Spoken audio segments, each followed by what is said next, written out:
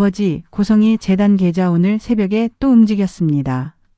박진석은 그 말을 듣고도 웃고 있었는데요. 박성재는 손에 쥔 USB를 내려다보며 손끝이 하얗게 질렸습니다. 고성이는 같은 시각 박진석이 왜 갑자기 다정해졌는지 이제야 알아채는 중이었습니다. 그리고 그 다정함이 사랑이 아니라 집행이었다는 걸요. 오늘은 누가 무너지느냐가 아니라 누가 먼저 숨을 못 쉬느냐의 밤이 됩니다. 박성재는 박진석 서재의 문을 닫자마자 숨부터 삼켰습니다. 눈빛이 달라져 있었습니다. 박성재는 원래 말을 아끼는 편인데요. 오늘은 입술이 먼저 떨렸습니다. 박성재가 말합니다.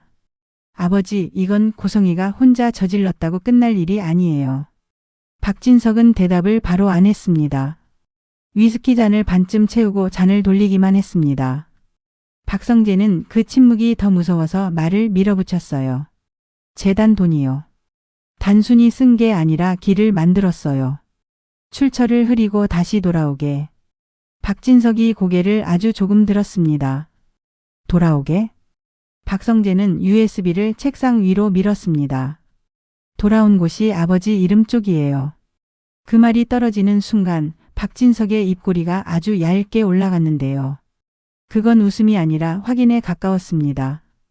박진석이 물었습니다. 그러니까 내가 돈을 빼돌린 것처럼 보이게 만들었다. 박성재가 고개를 끄덕입니다. 네. 들키면 아버지가 끝장나게. 박진석은 잔을 내려놓고 아주 천천히 한마디를 꺼냈습니다. 역시 나를 살려두는 이유가 있었네. 박성재는 그제야 감정이 올라왔습니다. 분노가 아니라 허무함이었습니다.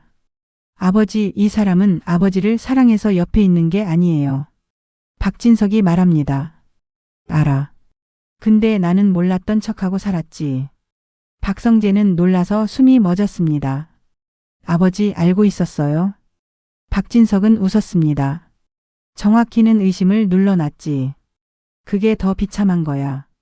박성재는 그 말이 자기 가슴까지 찢는 걸 느꼈습니다. 그런데 박진석은 그 자리에서 무너지는 대신 오히려 고개를 들었습니다. 성재야. 오늘 밤 고성이를 도망갈 수 없는 쪽으로만 몰아. 박성재가 묻습니다. 어떻게요? 박진석이 잔을 밀며 말합니다. 자기가 가장 믿는 걸로. 그 밤 고성이는 잠을 못 잤습니다. 이유는 하나였어요. 박진석이 너무 평온했거든요. 화를 내야 할 사람이 화를 내지 않으면 그건 폭풍전의 고요가 됩니다.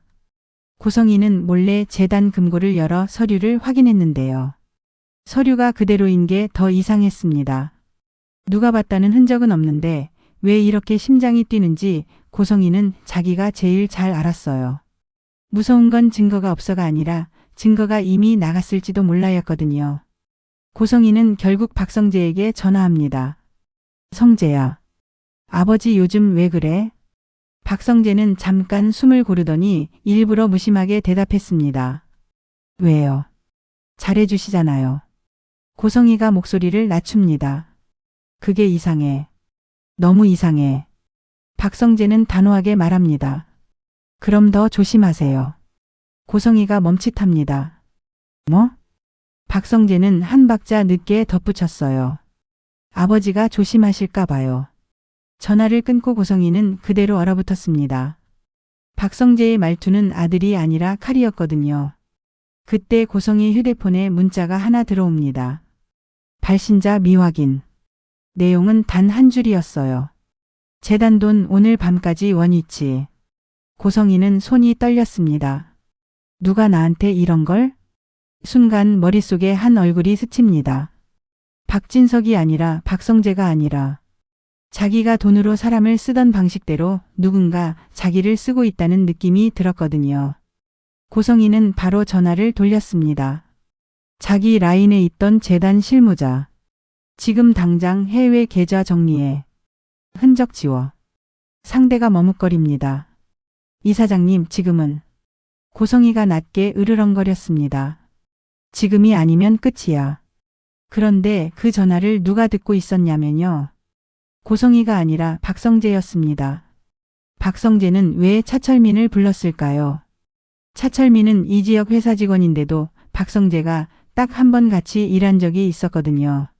몇 달 전 슈얼즈 계열사와 이지혁 회사가 해외 협업 라인을 뚫을 때 박성재가 그쪽 실무에 눈 밟고 말 새지 않는 사람을 찾다가 차철민을 소개받았습니다. 차철민은 숫자에 강했고 무엇보다 말을 꾸미지 않는 눈을 가졌습니다. 그때 박성재는 느꼈어요. 이 사람은 누군가의 거짓을 보면 그냥 지나치지 못하겠구나. 그래서 박성재가 차철민에게 부탁했습니다. 고성이 재단 쪽 자금 흐름 내가 준 키워드로만 보고 이상한 건 표시해줘요. 차철민은 대답했습니다. 부사장님, 그쪽 돈은 냄새가 진합니다. 차철민은 그날 밤 박성재에게 메시지를 보냈습니다. 이사장님 쪽에서 방금 해외 계좌 정리 지시 떨어졌습니다. 박성재는 씁쓸하게 웃었어요. 움직이네. 그럼 이제 잡히겠네. 박성재는 곧바로 박진석에게 전화를 겁니다. 박진석이 받습니다. 왔냐? 박성재가 말합니다. 아버지, 고성이가 지금 돈 숨기려고 해요. 박진석이 아주 짧게 답합니다. 좋다. 이제 형사로 가자. 그 말이 떨어지는 순간 박성재는 깨달았어요. 아버지는 이걸 이혼으로 끝낼 생각이 아니라는 걸요. 고성이를 집 밖이 아니라 법 밖으로 밀어낼 생각이라는 걸요. 그런데 고성이는 끝까지 자기 손으로 끝내려 했습니다. 고성이가 선택한 마지막 무기는 결국 지은호였습니다. 고성이는 지은호에게 전화를 걸지 않았습니다. 전화는 기록이 남으니까요. 고성이는 직접 찾아갑니다. 더럽게도 가장 겁을 주기 쉬운 방식으로요. 지은호가 문을 열었을 때 고성이는 웃고 있었습니다. 지은호. 오랜만이네. 지은호는 눈빛만으로도 몸이 굳었습니다. 여기 왜 왔어요? 고성이가 한 발 들어오며 말합니다. 돈 얘기하러 왔지. 내가 받은 그 돈. 지은호가 한치도 물러서지 않았습니다. 그건 당신이 준 게 아니라 당신이 빼앗아 간 거예요. 고성이가 웃습니다. 말 예쁘게 한다. 근데 현실은 내가 받았다는 거야. 지은호의 목소리가 떨렸습니다. 지금 당신 걱정이나 하세요. 박진석 회장님이. 고성이가 그 말을 끊었습니다. 그 남편 얘기 꺼내지 마. 내 입으로 그 이름 나오면 넌 더 위험해. 지은호가 숨을 고릅니다. 위험한 건 나 말고 당신이죠. 고성이가 낮게 말합니다. 우진이 어디 숨겼니? 지은호의 눈이 흔들렸습니다. 그 흔들림 하나에 고성이는 확신했어요. 역시 너희 둘이 짰네. 지은호가 이를 악물고 말합니다. 우진이는 물건이 아니에요. 고성이가 씩 웃습니다. 내 아들이야. 지은호가 바로 받아칩니다. 당신이 만든 아들이 아니라 당신이 망가뜨린 아들이죠. 그 말이 고성이의 신경을 건드렸습니다. 고성이는 가방에서 봉투 하나를 꺼냈는데요. 종이 하나였지만 지은호에겐 칼처럼 보였습니다. 고성이가 말합니다. 이거 재단 자금 내역 일부야. 너 이름도 있어. 지은호가 차갑게 묻습니다. 협박이에요. 고성이가 고개를 끄덕입니다. 그래. 협박 맞아. 근데 나도 궁지야. 너도 같이 궁지로 끌고 갈 거야. 지은호가 순간 웃었습니다. 웃음이라기보다 끝장을 보자는 표정이었습니다. 좋아요. 그럼 같이 가요. 고성이가 멈칫합니다. 뭐? 지은호가 문을 열어젖히며 말합니다. 박진석 회장님 앞으로. 당신이 직접 말해요. 당신 딸이 살아있었다는 것도 죽었다고 신고한 것도. 고성의 얼굴이 하얘졌습니다. 지은호가 계속 말합니다. 그리고 당신이 우진이 간이식으로 날 끌어내린 것도. 다. 고성이는 그제야 지은호가 혼자가 아니라는 걸 느꼈습니다. 지강호가 뒤에서 나오고 있었거든요. 지강호가 고성이를 보며 말합니다. 아줌마 여기서 한 발만 더 들어오면 진짜 신고해요. 고성이가 비웃습니다. 내가 뭘 한다고. 지강호가 짧게 말합니다. 녹음. 그리고 영상. 우리 이제 그거 할 줄 알아요. 고성이는 그 순간 자기가 늘 써먹던 무기가 자기한테 돌아온 걸 깨달았습니다. 그래서 고성이는 방향을 틀었습니다. 지은호를 무너뜨리는 게 아니라 우진을 먼저 잡기로요. 그 시각 한우진은 혼자였습니다. 숨어 지낸 시간이 길어질수록 몸이 이상했는데요. 열이 오르고 숨이 찼고 손끝이 차가워졌습니다. 한우진이 지은호에게 메시지 하나를 보냈습니다. 은호야. 나 이번엔 진짜 이상해. 지은호가 그 글자를 보는 순간 온몸이 얼어붙었습니다. 지은호는 고성이 앞에서 문을 닫아버리고 바로 뛰어나갔습니다. 고성이가 뒤에서 소리칩니다. 지은호, 나랑 끝을 보자. 지은호는 돌아보지도 않았습니다. 지은호가 속으로 중얼거렸어요. 우진이부터 살려야 해. 지은호가 도착했을 때 한우진은 소파에 몸을 웅크리고 있었습니다. 지은호가 손을 잡는데 차갑고 축축했습니다. 지은호가 말합니다. 우진아, 지금 병원 가. 한우진이 고개를 저으며 웃습니다. 병원 가면 그 사람이 찾아. 지은호가 숨을 고릅니다. 그 사람이 못 오게 만들 거야. 그때 한우진이 갑자기 가슴을 움켜쥐고 숨을 몰아쉬었습니다. 지은호가 소리쳤습니다. 강호야. 119. 지강호가 떨리는 손으로 전화를 겁니다. 여기 사람 쓰러졌어요. 응급실로 실려간 한우진은 중환자실로 올라갔습니다. 의사가 지은호에게 말합니다. 이식 후 거부 반응이 심해졌어요. 감염도 의심됩니다. 지은호가 눈을 크게 뜹니다. 그럼 살 수 있어요. 의사가 잠깐 망설이다가 말합니다. 지금은 시간을 벌어야 합니다. 지은호는 그 말을 곧 무슨 일이 올지로 알아들었습니다. 그 순간 병원 복도 끝에서 낯익은 사람이 뛰어옵니다. 박성재였습니다. 박성재가 왜 여기 있냐고요. 박성재는 박진석의 지시로 우진이 신상에 법적으로 손댈 수 있는 길을 열어놓고 있었거든요. 고성이가 접근하지 못하게 우진이에게 먼저 보호장치를 씌우려고요. 박성재가 지은호 앞에 서서 말합니다. 우진이 지금 상태 어때요? 지은호가 눈물 고인 눈으로 말합니다. 죽을지도 모른대요. 박성재가 턱을 굳게 다뭅니다. 그 말 내가 제일 듣기 싫은 말인데. 그때 박성재 휴대폰이 울립니다. 박진석이었습니다. 박성재는 통화를 받자마자 짧게 말했어요. 아버지, 우진이가 위험합니다. 박진석이 한 박자 쉬고 대답합니다. 그래서 더 빨라야 한다. 고성이 오늘 밤 잡는다. 박성재는 그 말에 뭔가를 결심했습니다. 박성재가 지은호에게 말합니다. 은호 씨, 고성이가 여기로 올 겁니다. 지은호가 이를 악물고 대답합니다. 오게 해요. 이번엔 내가 피하지 않을 거예요. 그때 이지혁 이야기가 겹칩니다. 이지혁은 병원에서 정밀 검사 결과를 앞에 두고 있었는데요. 의사가 아주 담담하게 말합니다. 심장 이식을 염두에 둬야 합니다. 이지혁은 웃지도 못했습니다. 웃으면 들키고 울면 무너지고 화내면 더 아플 것 같았거든요. 그래서 이지혁은 그냥 고개만 끄덕였어요. 그런데 이지혁이 제일 무서운 건 병이 아니었습니다. 지은호가 마음을 열기 시작했는데 자기가 또 밀어내야 한다는 거였어요. 이지혁은 차철민을 불렀습니다. 차철민은 이지혁 방에 들어오자마자 낮게 말합니다. 심장 맞죠? 이지혁이 눈을 피합니다. 회사 사람들한테는 모르게 해줘요. 차철민은 그 말에 고개를 끄덕였는데요. 차철민이 조용히 묻습니다. 박성재 부사장님한테는 말씀하셨어요? 이지혁이 멈칫합니다. 왜요? 차철민이 말합니다. 부사장님, 요즘 재단 쪽 건으로 사람 많이 움직이고 있어요. 대표님이 쓰러지면 그쪽도 엉킵니다. 이지혁이 차갑게 말합니다. 내 병과는 별개로 해야 돼요. 차철민이 바로 고개를 숙입니다. 죄송합니다. 근데 대표님이 사라지면 은호 실장님이 더 무너질 것 같아서요. 이지혁은 그 말에 표정이 무너질 뻔했습니다.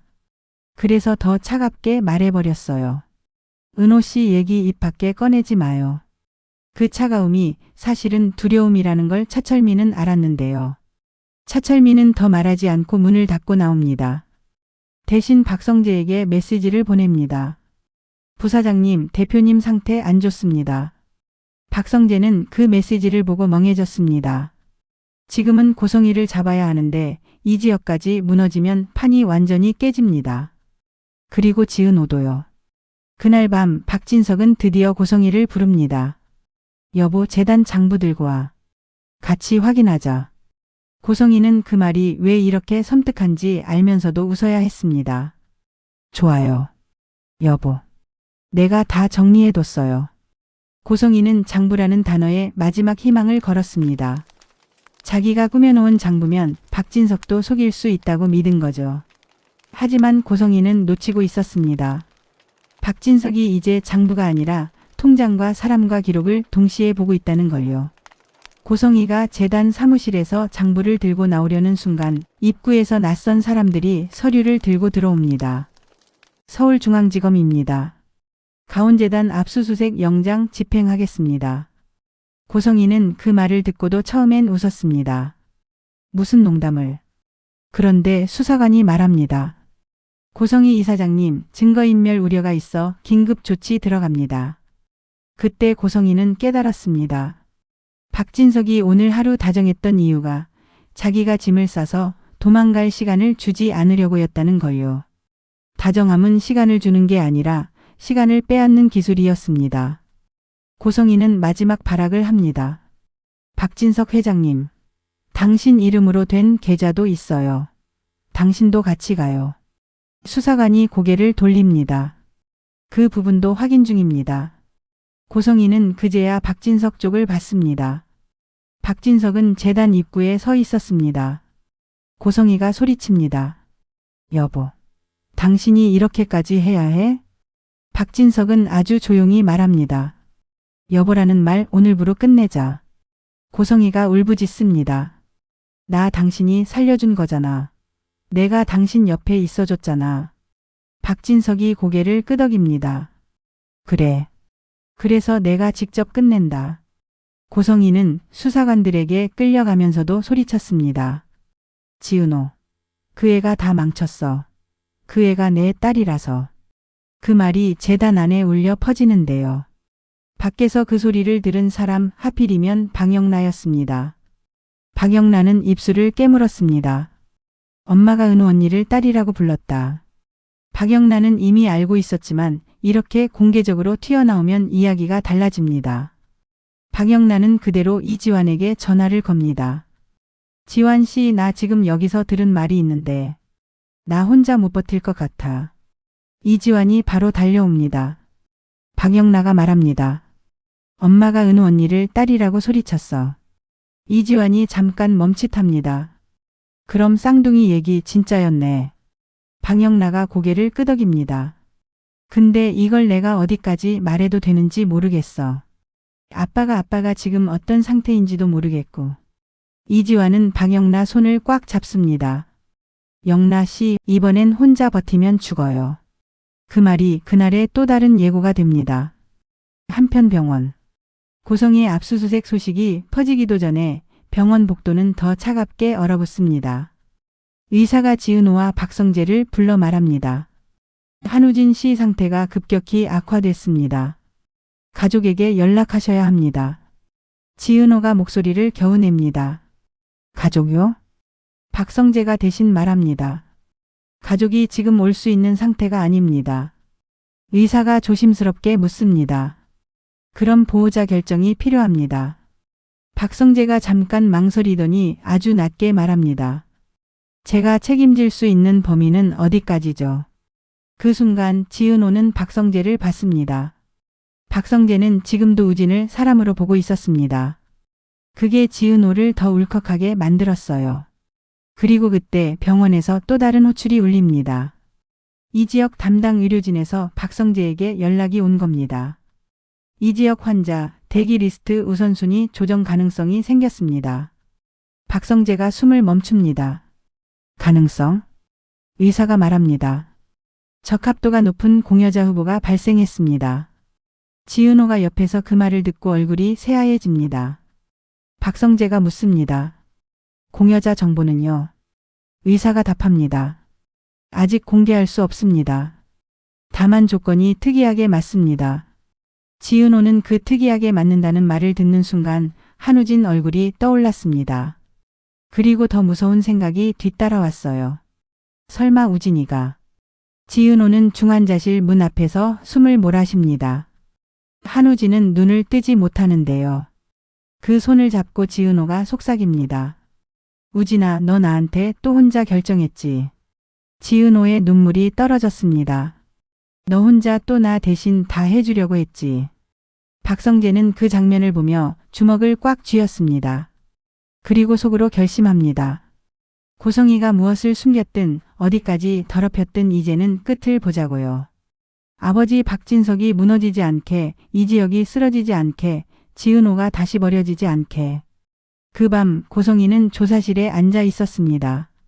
눈앞에 놓인 건 재단 장부가 아니라 거래 내역과 녹취와 메시지였습니다. 고성이는 웃어 보이려 했습니다. 이건 오해예요. 누가 날 함정해? 수사관이 묻습니다. 함정이요? 누가요? 박진석 회장님이요. 고성이는 그 질문에 처음으로 입이 막혔습니다. 함정이라고 말하면 박진석을 끌어들여야 합니다. 그런데 지금 박진석은 피해자로 서 있고 고성이는 가해자로 앉아 있습니다. 고성이는 이를 악물고 말합니다. 그럼 내 남편도 같이 조사하세요. 수사관이 고개를 끄덕입니다. 그래서요. 박성재 부사장님이 자료를 냈습니다. 고성이가 눈을 크게 뜹니다. 성재가. 수사관이 말합니다. 아들이요. 어머니를 잡아넣겠다고요. 그 말이 들어오는 순간 고성이는 처음으로 공포를 느꼈습니다. 박진석은 돈이 무서운 사람이 아니었습니다. 박진석은 체면을 무기로 쓰는 사람이었거든요. 그런데 박성재는 달랐습니다. 박성재는 체면보다 끝을 선택할 수 있는 사람이었습니다. 고성이는 그제야 깨닫습니다. 자기가 키운 아이들이 결국 자기한테 칼을 들이밀고 있다는 걸요. 그리고 같은 시각 박진석은 병원 복도에 서 있었습니다. 박진석이 박성재에게 말합니다. 우진이 상태가 어떠냐? 박성재가 대답합니다. 아버지, 솔직히 좋지 않습니다. 박진석은 잠깐 눈을 감았다가 아주 낮게 말합니다. 내가 그 애한테도 죄가 있지. 박성재가 놀랍니다. 아버지? 박진석이 고개를 돌립니다. 내가 그 집에 들였잖아. 고성이라는 사람. 박진석의 목소리가 갈라졌습니다. 그 애들 인생을 그때부터 비틀어 놓은 거야. 박성재는 그 말이 아버지의 사과라는 걸 알았습니다. 그리고 그 사과가 너무 늦어서 더 아팠습니다. 박진석이 마지막으로 말합니다. 성재야, 오늘 밤은 끝내자. 박성재가 묻습니다. 뭐요? 박진석이 답합니다. 고성이를 우리 집에서, 그리고 우리 인생에서. 박성재가 고개를 끄덕이는데요. 그때 병원 복도 끝에서 지은호가 달려옵니다. 얼굴이 완전히 무너져 있었습니다. 지은호가 말합니다. 박성재 씨, 우진이가. 말이 끝까지 나오지 않았습니다. 박진석은 그걸 보고 그대로 주저앉을 뻔했습니다. 그 순간 의사가 뛰어옵니다. 이지혁 환자 수술 준비 들어갑니다. 공여자 장기 확보됐습니다. 박성재가 숨을 멈춥니다. 지은호가 박성재를 봅니다. 박진석이 아무 말도 못합니다.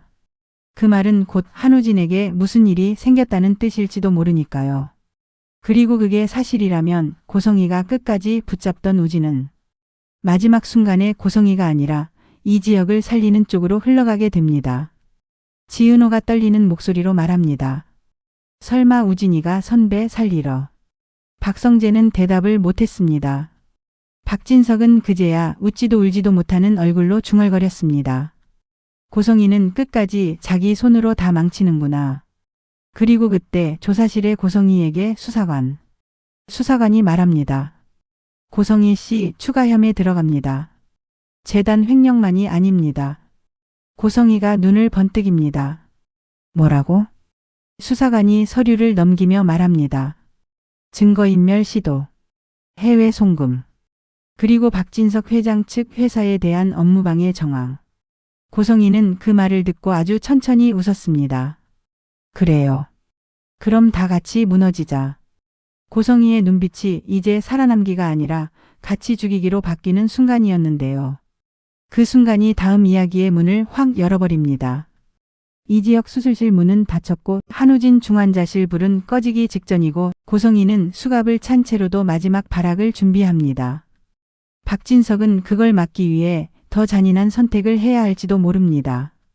그리고 지은호는 이제 더는 도망가지 못합니다. 자기 인생이 누군가의 장기처럼 거래되는 걸 이번엔 끝내야 하니까요. 그 뒷감당도 남은 사람들의 몫이니까요. 화려한 날들 가족들의 고군분투가 눈물겹습니다. 때로는 욕하면서 때로는 사이다를 들이키며 시청자분들도 내 가족들의 화려한 날들을 위해 얼마나 애쓰며 사시는지요. 원본의 전개와 사뭇 다를지라도 재미있게 시청 부탁드립니다. 구독과 좋아요 알림 설정을 해주시면 영상 제작에 큰 힘이 됩니다.